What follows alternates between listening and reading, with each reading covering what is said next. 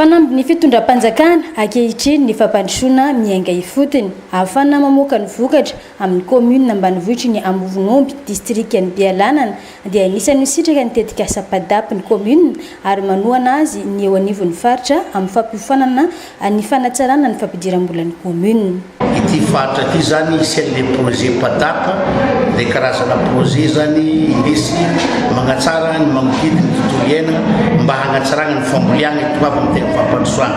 Anisany azo tombontsoa amin'izany zany ity faritra Bealanana ity ary izay mety hiteraka ny fanamboarana ny lalana izay indraindray ny vahoaka fantatra ny agnampiana azy ireo satria anisany sokotra ny faritra Bealanana mba tsy lazana faritra Sofia ity district ny Bealanana sy commune Ambatoria izay mizara Ambovonomby. Tapany Antignana moa zany dia misy commune maromaro izay mijaly amin'ny lalana zay. Ny fagniriagnany koa moa zany dia agnatanterahana zany faran'izay malaky. Io koa moa zany dia ny fagnatsarana eo amin'ny fampidiram-bola amin'ireny fampidiram-bola ny commune.